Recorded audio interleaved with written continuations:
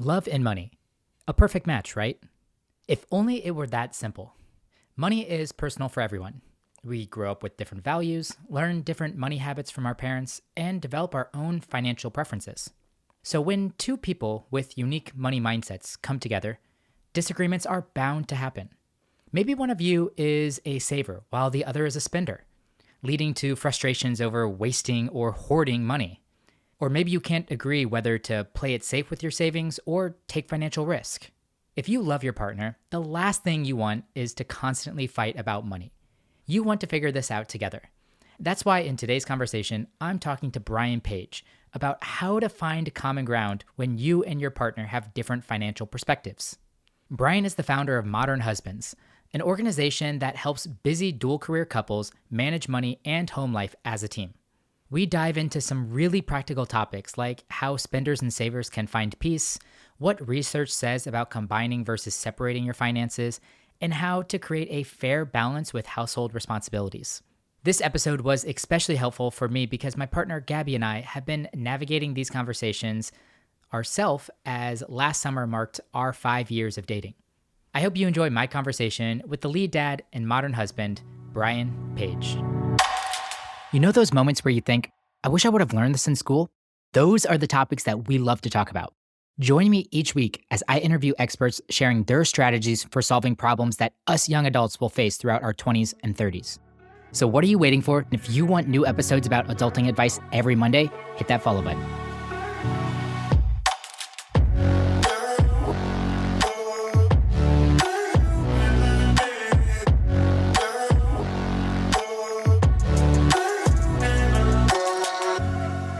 Well, Brian, let's kick this conversation off. I'm excited to really be talking about money and relationships and all of the things that impact those two trajectories and kind of how they come together.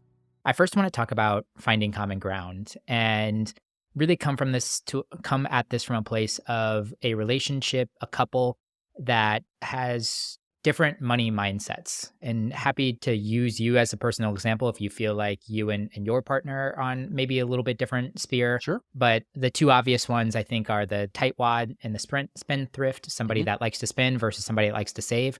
But even something like the risk taker and the person that's risk adverse whenever it comes to maybe investing. Can you talk about how a couple might come together to actually find common ground, even though they might be coming in from different mindsets?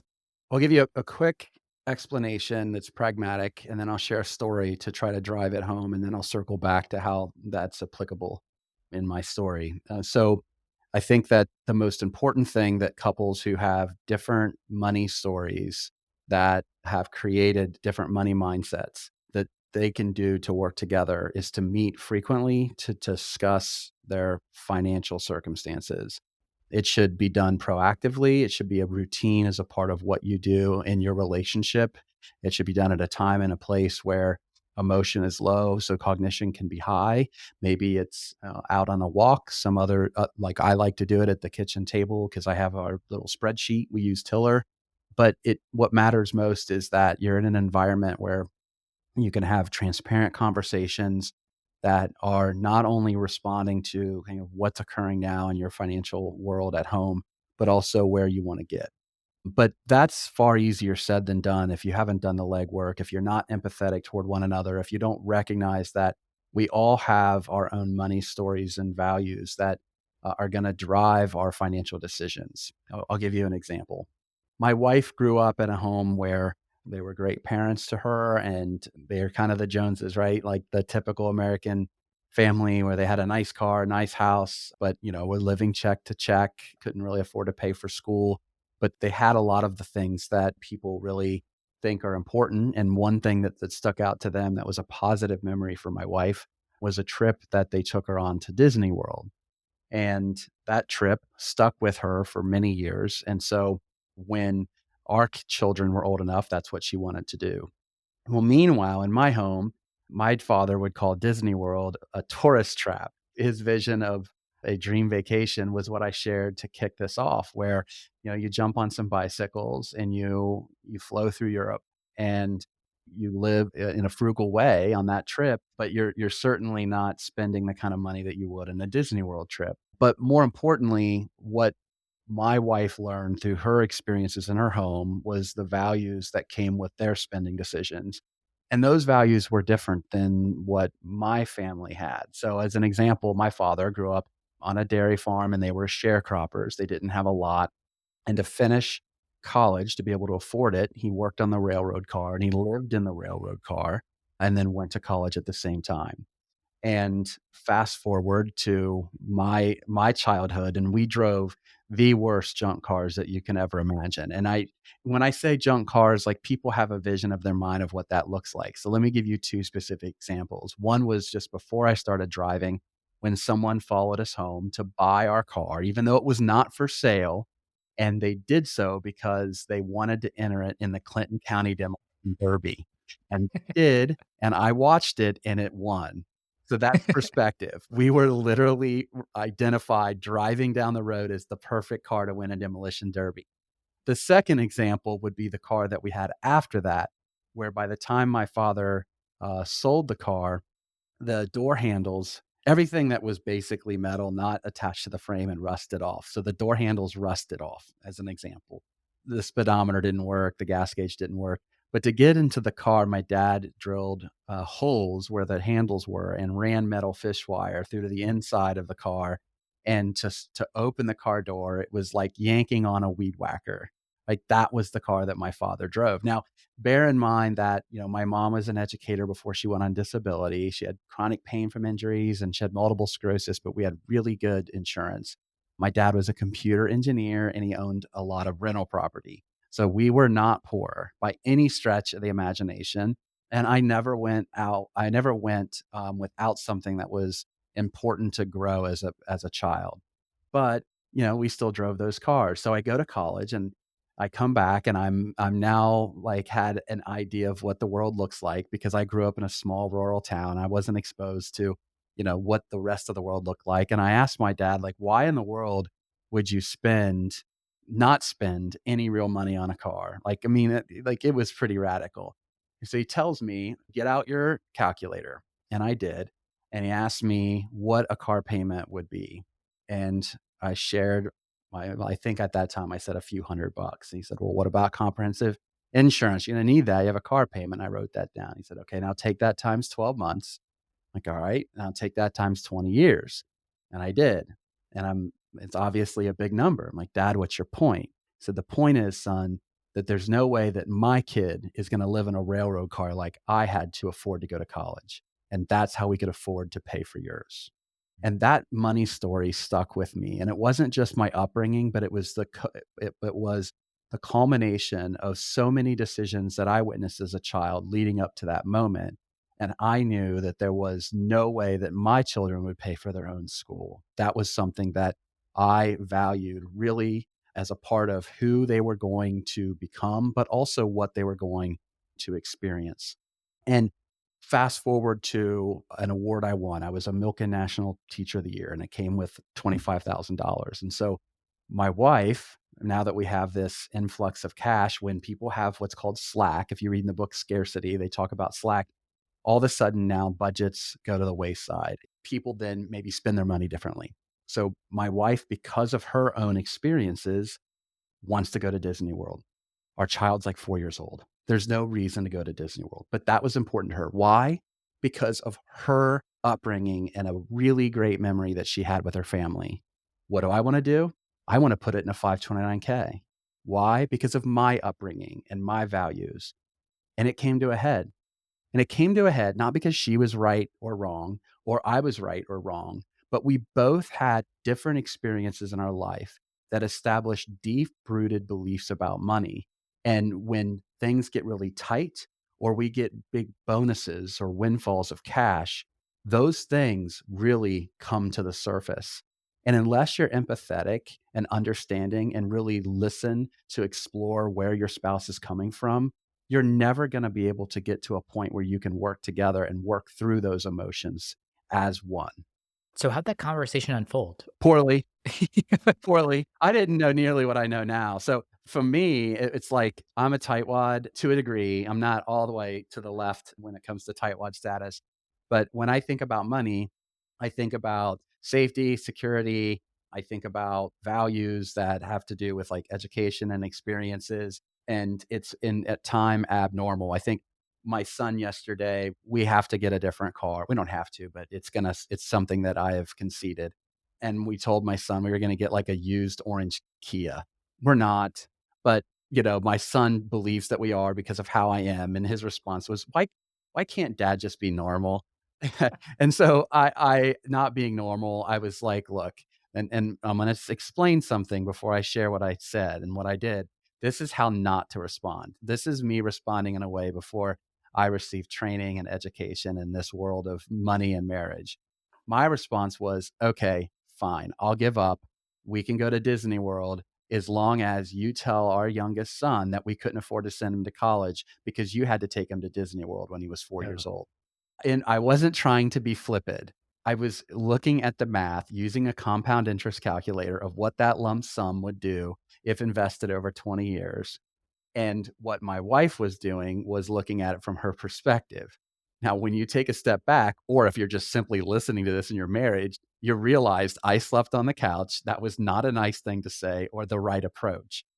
But it did help her understand the long-term implications of what can happen if you don't spend money in thoughtful ways beyond just that one memory. And obviously, if I were to have that conversation again, I would have shared why I was who I was and the origin of my thinking and what that would look like. And then I would have also done a better job listening to where she came from because I didn't do a good job laying that foundation. And in doing so, we could have come to a resolution where we did both. Eventually went to Disney World, not at that time, but set a savings goal to go to Disney World when our kids were older, and it would have been a lasting lifelong memory, and also taken advantage of a significant amount of that windfall and put it in a 529K. I lacked the wisdom to do that at this time. I hope the listeners learn from me.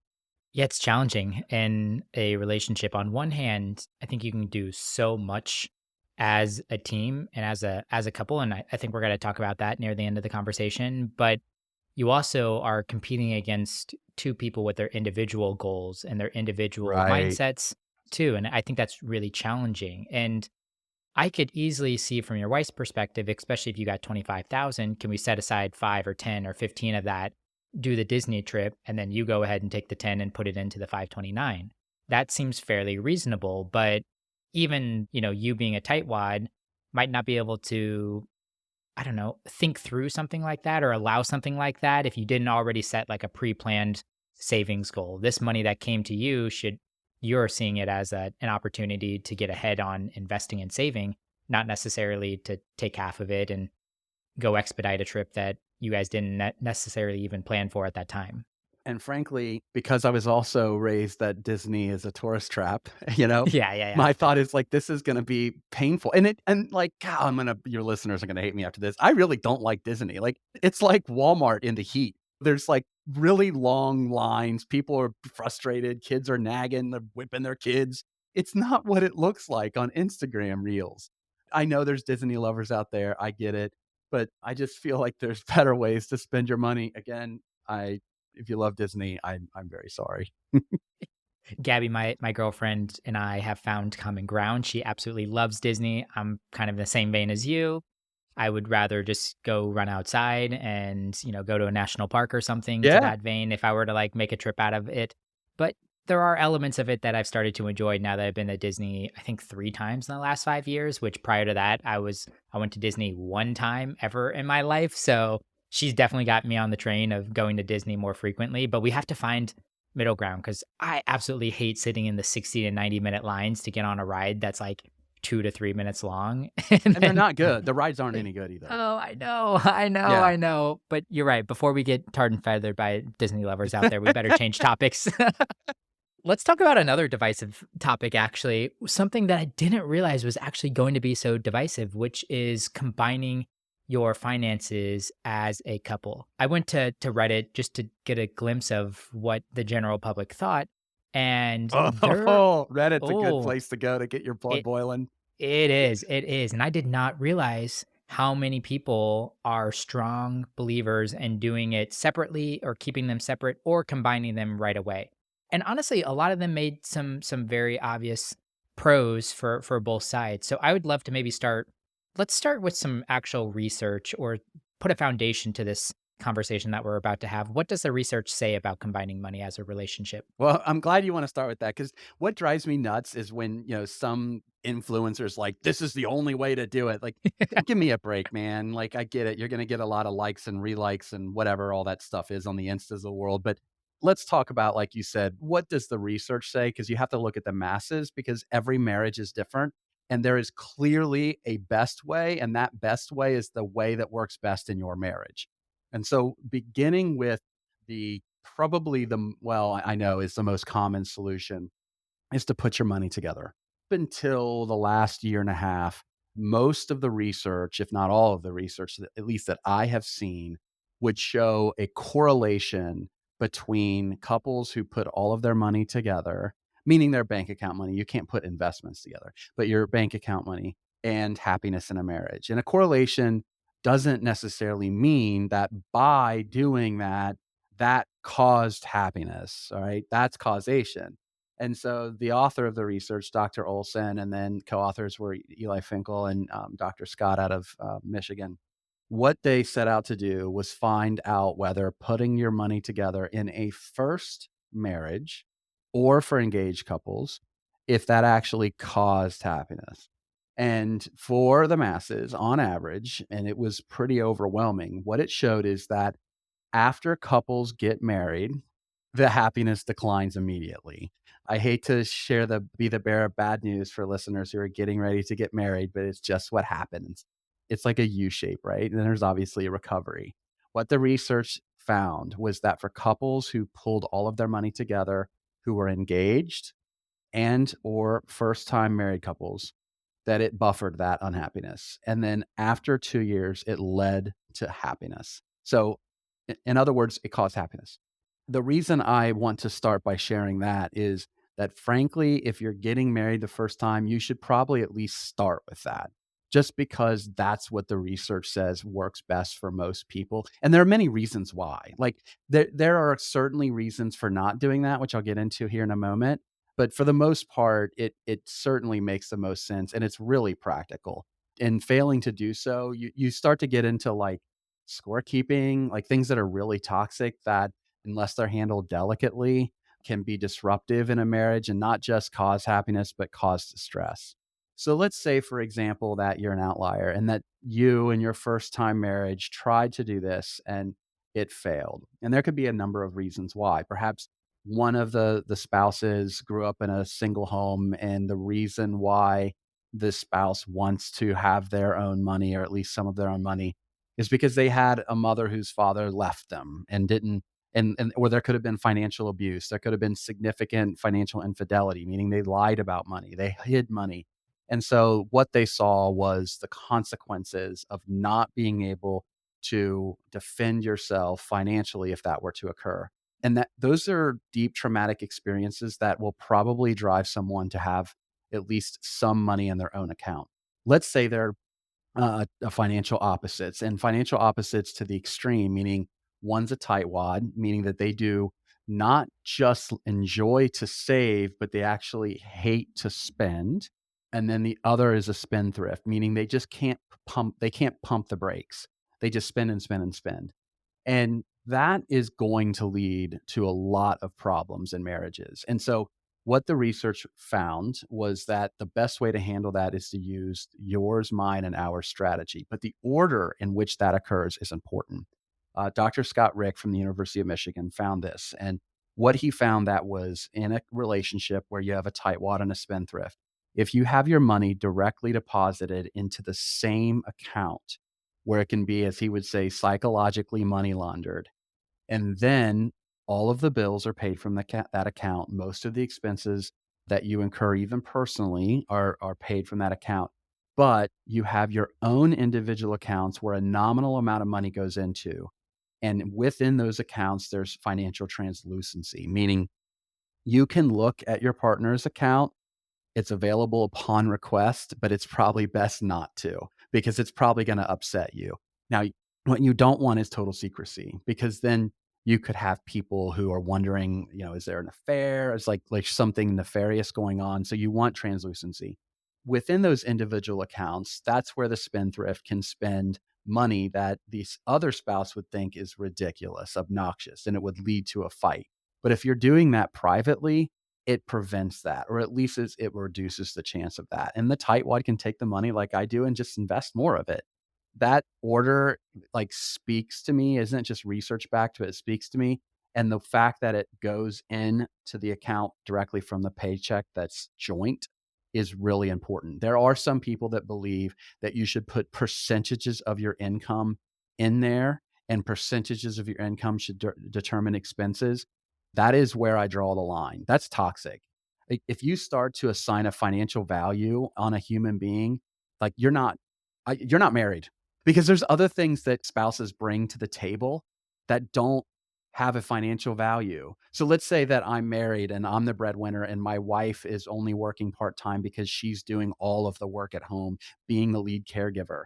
So 70% of the money is brought in by me, so I get to spend 70% of it. So I'm devaluing my wife. I'm telling my wife, what you're doing for our children, what you're doing at home to free me up to work more on my career is worth less. You get to spend less. Here's your allowance. It's really toxic. And I'm starting to see that on the flip side, where when women are the breadwinners, they're actually enforcing that too. Again, that is the one place where I would discourage you to do that, because if you're looking to score keep in your marriage because you think it's fair, then you might have married the wrong person.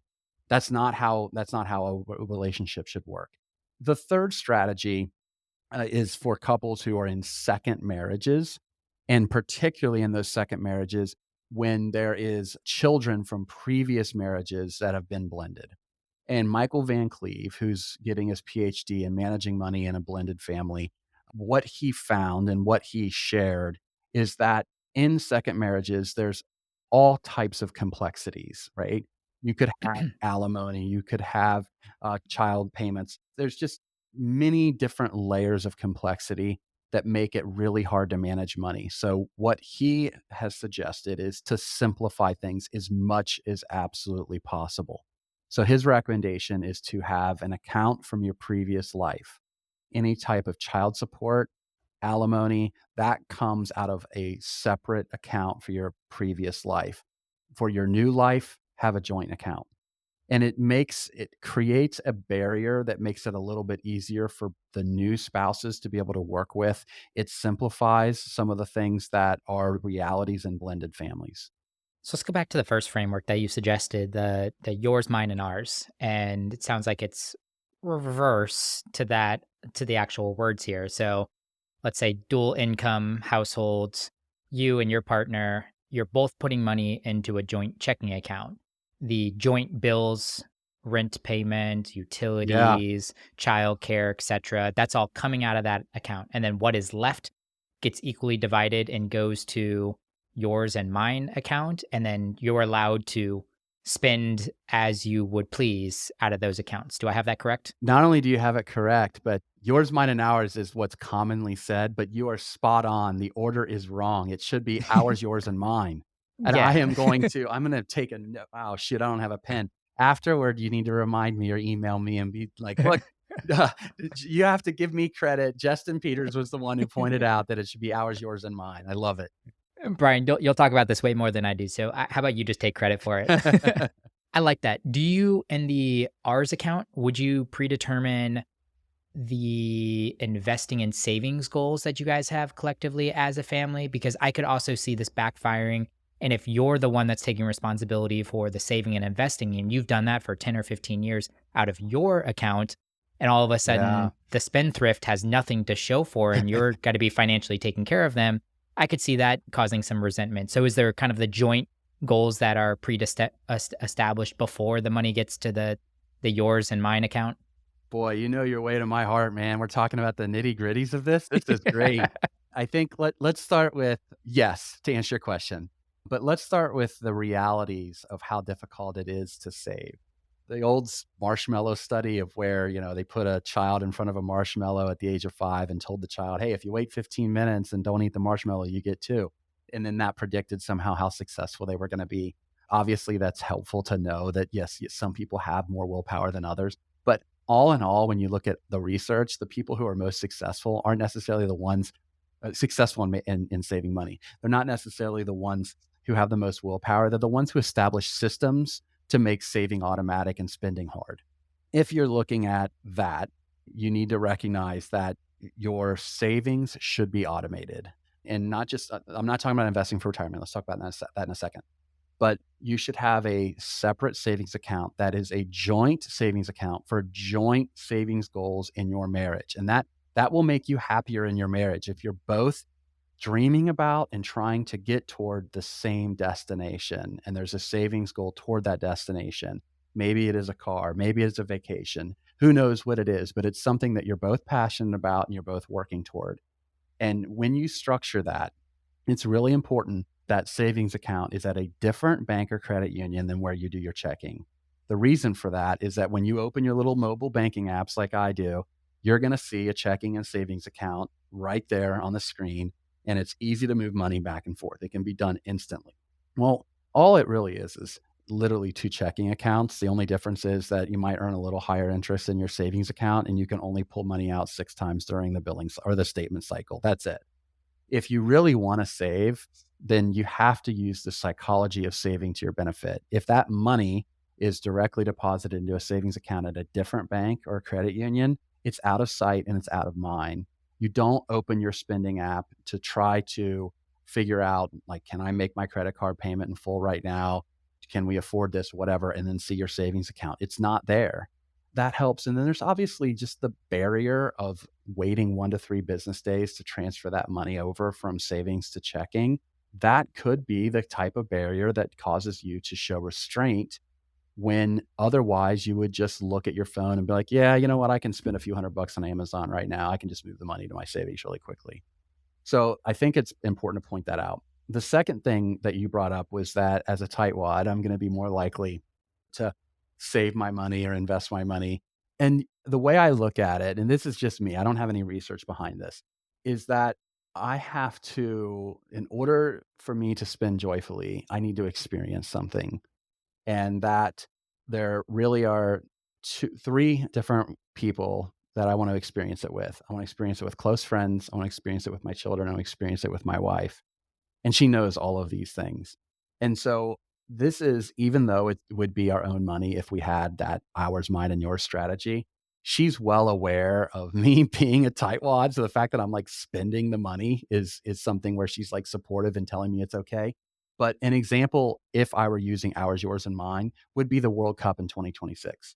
I'm a soccer guy. I played in college. I wasn't good. I don't want to mislead our listeners, but I was a college soccer player. I coached for years. My kid played, and I can't wait to go to the World Cup. And I live in Atlanta. There's going to be multiple games here, and I've got really close friends who have the means to go to these games. I'm going to go to games. We're going to travel the country. Like, that's a really big expense that I have to save toward. And if I was using ours, yours, and mine, I would do that. And it would be something that I would do on my own. There wouldn't be any resentment. My wife would know that that's my money and that I can do with it what I choose, but I can accomplish the same goal using all of our money combined by us just having thoughtful, planned conversations and us understanding each other's goals and aspirations and working together toward those. And that work includes how we manage our money. So good. Do you have any opinions on prenups? Is that something that you get into or you spent a lot of time thinking about? So I read Lori Israel's book on that, and I had her on as a podcast guest a couple of times because up until that point, I just didn't know much about prenups, right? So you think kind of like I had one perception of what they were and whether they were good or bad. Boy, after listening to her, I've learned that prenups are usually bad. So it's just her background. She's an attorney. She has been for years. Like, she argued a case in front of the Massachusetts State Supreme Court. Like, this isn't someone trying to sell me reverse mortgages, at an infomercial. Like, she is, really thoughtful, and she's just doing this for fun. And she's just writing books about how to have thoughtful, if necessary, plans, or if absolutely necessary, a prenup.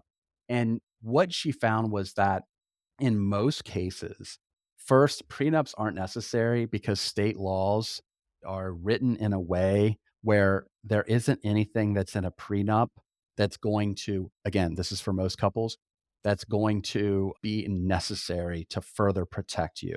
And in a second, I'll explain there are caveats to that. But the second thing is what she said was that when you start to mediate these conversations with prenups, which is what she did, things come out that are pretty nasty. And it is contrary to the spirit of a marriage. It's contrary to the types of goals that you should be setting incrementally to work together, to come together as one. And so what she said is that for almost every first marriage, a prenup is counterproductive. Now, with all of that said, are there instances where they make sense? Absolutely. Let's say one of you is coming from great wealth and your family had a trust fund for you. That could be a reason for a prenup. Let's say that you're coming into the marriage with your own business and there's a lot of money that's come with it. That could be the reason for a prenup. Let's say, for example, you're coming from a broken marriage where your spouse stole from you, they deceived you, they hurt you, and that you can't get married unless you feel like that you have that extra protection. Psychologically, although practically it's probably not good, but psychologically, it's probably appropriate. Second marriages, sometimes prenups are necessary, particularly when you look at wealth planning. But all in all, I think that if your listeners are considering a prenup, play devil's advocate. If you look into Lori Israel, Laurie, Israel, Israel, just Google her work because she's somebody who doesn't make money either way. Now, you're going to see a lot of prenup articles that are trying to persuade you to do prenup work on Google. Like you're going to see it everywhere. You know why? Because they're selling them to you. They want to make money off of you to write prenups, or they have apps for it. Like there's a reason for that, that they're not nefarious, but they are trying to make money from you. So the reason I recommend going to Lori is she's financially free. She's like 78 years old. She's just imparting her wisdom on everybody else and doesn't want anything for it other than people to learn from her decades of experience. Interesting. I hadn't heard that take before, and I'll look into Lori because I'm kind of curious. Gabby and I are in the midst of having the conversations about that. I'm not sure where I stand on prenups yet. I do feel like it can be counterproductive, but I also like the idea of at least initiating some conversation about finances before you guys come together as a married couple. And if a prenup at least gives some framework to a couple of those questions that you should be asking, could be advantageous. Does it need to be legally binding? Maybe not. Could you probably chat GPT 20 questions or 20 things my partner and I should think about before we get married? That could also be a good starting place to start having these conversations. But yeah, I'm not entirely sure how I feel Let about it yet. let me play devil's advocate. First of all, your inclination to understand that you do need to have some conversations before you get married is so spot on, right? But the process of a prenup is counterproductive to that. What is not is what will be my gift to my children when they get married. And that is I'm going to pay for a fee only certified financial planner that has to adhere to the fiduciary standard, meaning that my child and my child's future spouse will sit down with this financial planner and they will before getting married and they will bring everything to the table, all their debts, their circumstances, etc., because that's what's necessary when you meet with a fee only financial planner if you do a comprehensive review. And with that financial planner, establish joint financial goals. Because in that process, if you're doing it in that way, you're taking all of your financial information and you're figuring out how can you blend it all together to become one. And you're getting the advice from a financial planner who's legally bound to put your interests ahead of their own on how you can do it, not just in the upcoming year or two, but also all the way through the entirety of your marriage. That will allow you not only to get on the same page and understand what you're getting into before you get married, but it's also going to allow you to quickly begin working together as one. Yeah, Gabby and I are very financially transparent and we've been helping each other throughout this process for the last couple of years. So I pretty much know everything about her finances and I think it will be an easy transition. I also just love the fact that as I feel like I'm getting closer and closer to hopefully being a lifelong partner to her, I'm just caring less and less about the equal divide of finances. So like I might buy something and she buys a lot of groceries and she Venmos me for half of it. And I might do the same thing and I might Venmo her, I might not. But at the end of the day, I don't really care because Right. like I'm ultimately thinking this is all our money. Right. And I've even been like thinking a little bit more just beyond splitting spending, but also like once again, allowing our my financial security to help facilitate some of the goals that she has for herself. So she wants to take a year off and do more traveling because traveling is really important to her, but she's worried about herself financially. Someone like myself can bring in a lot of financial stability. I'm going to have a paycheck. She can get on my insurance, all of these things. And we can help facilitate each other's goals that are sure, yes, like financially bound, but I really like the fact that we're in this partnership together. And if one person is having some issues, the other one can pick them up and kind of support them. And that is teamwork. That is how, in my opinion, that's how you should approach money as just one of many resources and skill sets that you bring to the table in a marriage. Yeah. And you guys did that too. So you were the breadwinner for a long part of your marriage. And Right. then you guys made a Yeah. move to Atlanta and your spouse upgraded jobs and it allowed you to, I guess, take a step back at that point in time, take on a little bit more Um, home management and responsibilities, or how did that work out? when I moved, I did get a job where I was making about the same as hers job paid at that time as well. And then eventually we made that decision. She got multiple promotions. When we got married, we just dumped our money together because it's what our parents did. And I've never been able to wrap my mind around like the efficiencies of like keeping it separate and the scorekeeping and like just Yeah. honestly, it seems like too much work. But anyway, when I was the breadwinner, it wasn't like I thought I had more financial power. That's not true for everyone. Like, some people think that, and that's really toxic, that's really Yeah. dangerous, and that can lead to economic abuse, but it wasn't something that I did, and it's not something my wife does now. If you think that, let me strongly encourage you to really step back and reconsider it, because that is a really dangerous perspective to have in a marriage where you wanna be partners and teammates.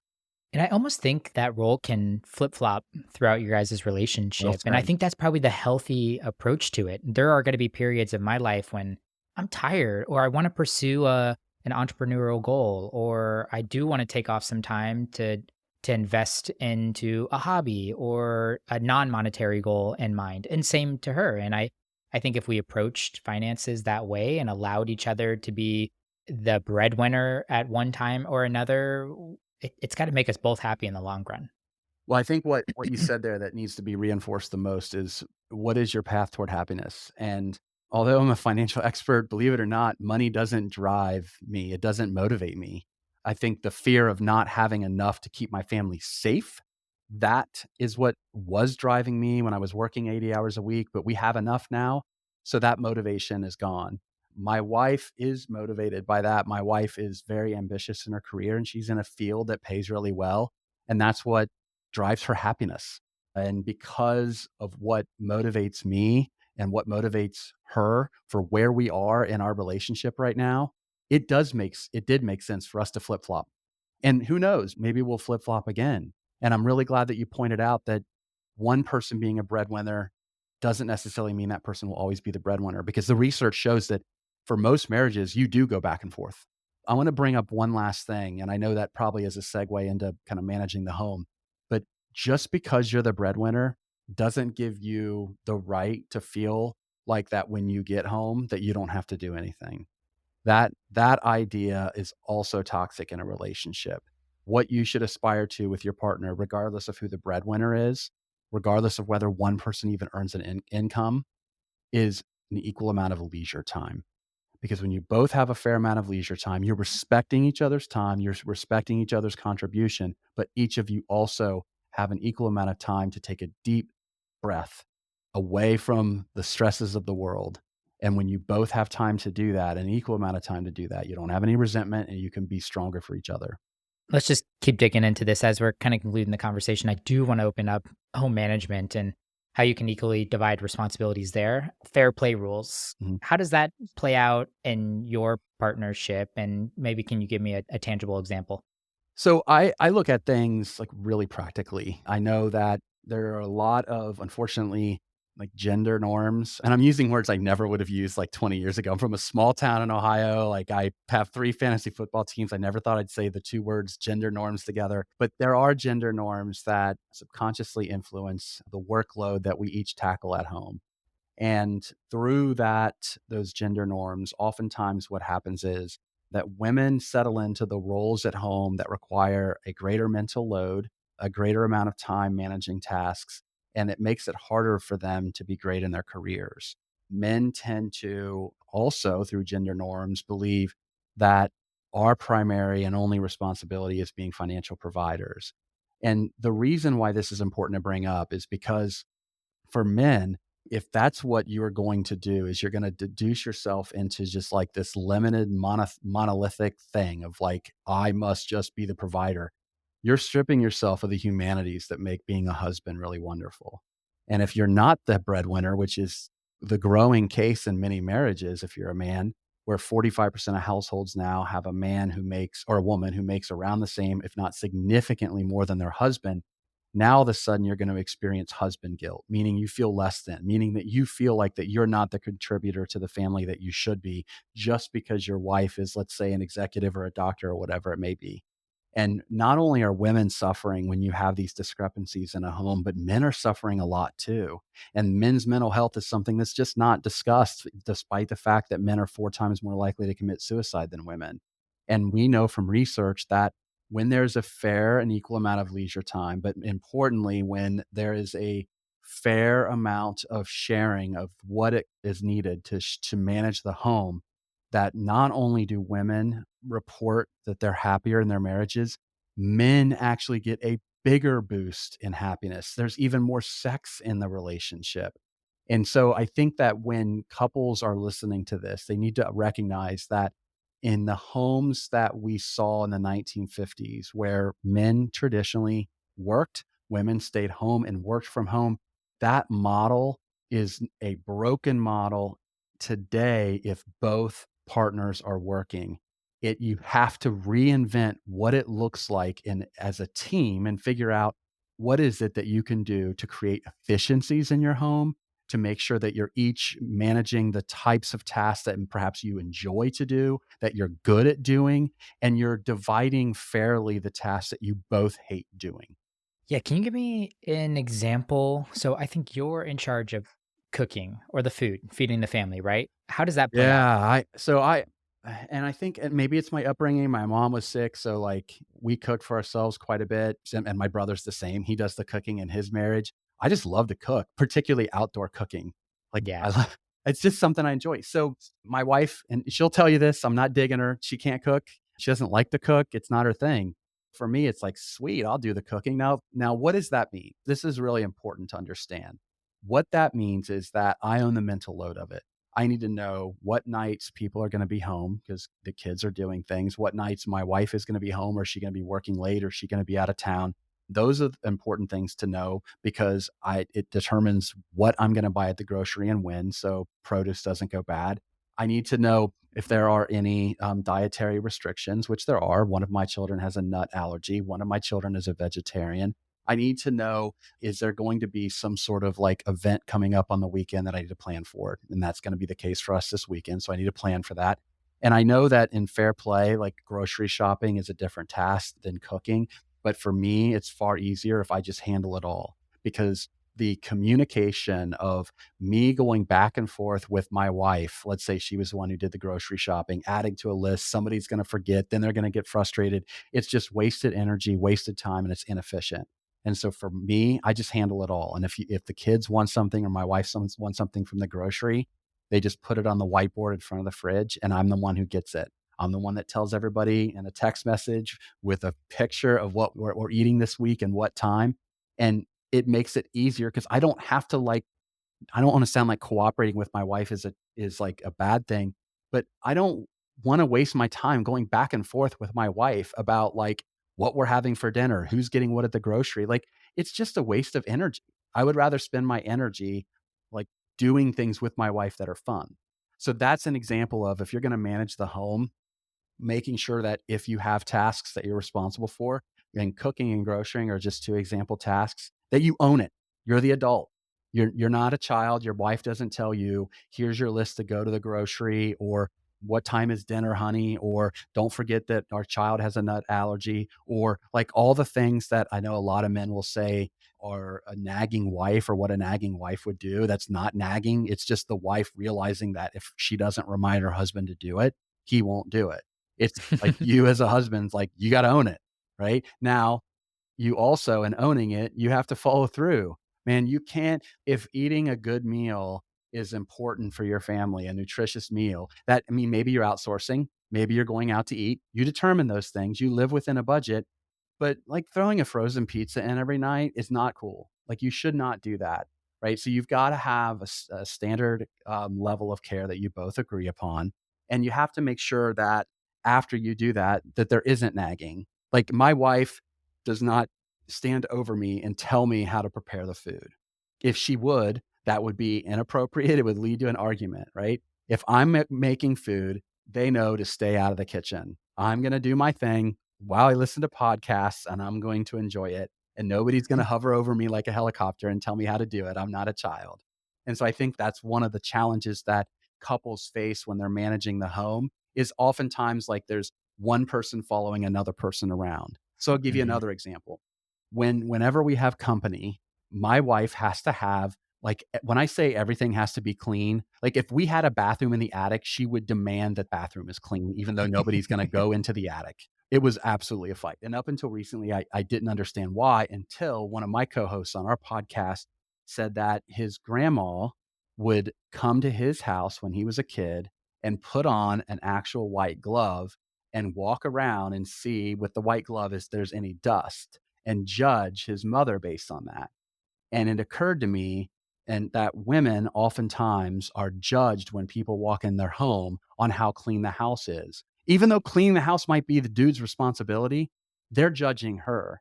And so as someone who she's working all of the time, she doesn't want to be judged. Is that sexist? Yeah. Is that a gender norm? Yeah. Is it real? Yeah, it's a real feeling. And so, like, you have to be aware of those things because if you're not, you're going to have a wife who follows you around before people are coming over. Like, so I had to accept, like, we have a housekeeper that comes in every once in a while. That every 2 weeks they do deep cleaning, and it's a lot. And that's important to us because it's important to my wife that we have a clean house. And so if we're going to have people over, it's going to be the same day that the housekeeper comes over. It's going to be Friday, right? So then everything is meticulous and I don't have her following me around as I am cleaning the house. Smart. Is there ever a opportunity to wave the white flag? Let's say you got sick unexpectedly. Can your wife or your kids jump in and cook Oh, or, yeah. deviate on the Hold plan? on. No, no. Okay. So if I got sick, because my wife used to run the home, like I didn't even know how to do the laundry 5 years ago. I'm not gonna. That's just the way it was. And it wasn't because I was like sitting around like watching soap operas. I was working 80 hours a week. I had a bleeding ulcer, but I just didn't do the things around the house. Now, because my wife had always done things around the house, she can pick up in a moment's notice. Cooking, no, they're gonna be ordering food if I'm sick. That's fair, fair. Well, Brian, this has been a great conversation. Before asking my final question, where can people connect with you? I know you have a brand out there called Modern Husbands. Would love for you to share a little bit about it and where people can find more. Sure. If you go to modernhusbands.com, you can find articles that focus on managing money as a team, managing the home as a team, and then lifestyle choices that are commonly accepted to be great choices for busy dual career couples. We have a podcast, which you can get to from our website at modernhusbands.com. And then I am active on social media. I have an Instagram account, I have a YouTube account, a Facebook account, and I'm active on LinkedIn, and all of those things you can find at modernhusbands.com. Last Awesome. thing, I need to plug the newsletter. I work really hard on those. I don't spam you. Your time is valuable. So you get one newsletter every 2 weeks. And if you don't open the first newsletter, you get a reminder a week later. And that's it. I don't send you any other emails. I don't sell email addresses to anybody. I don't give them to anybody else. But I do pride myself in providing like high quality information for busy dual career couples in their inboxes on Saturday mornings. Awesome. Final question for you, Brian. If you had the opportunity to teach a 16-week class to a group of graduating college seniors that isn't normally covered in the classroom, what would you teach and how would you teach it? Personal finance through experiences. Ooh, tell me more.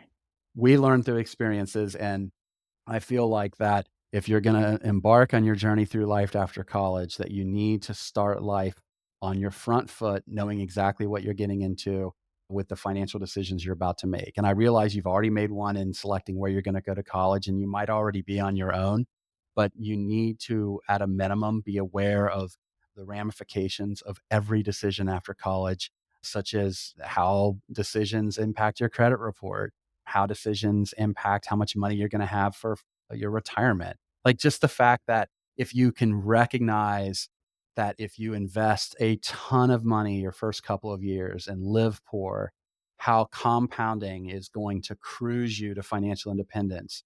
And you can see from that how when life does get expensive and busy, when you have children, that it empowers you to be able to actually throttle back investing so you have more money to spend on things like outsourcing to reduce your stress. Like those are the types of things that I think would be most important for a student as they enter the real world.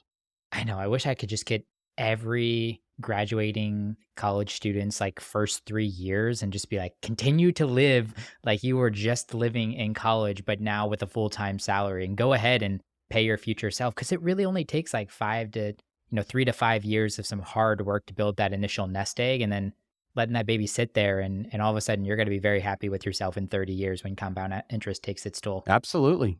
Well, Brian, this was a great conversation. I really enjoyed getting to research you, learn a lot. You got me thinking about prenups in a different way too. So I'm going to go ahead and listen to your episode with Lori. Thanks again, and hoping to have you back on the podcast sometime in the future. For sure. This was a pleasure. Thank you, Justin. Thanks for listening to the episode. As always, I appreciate your kind words.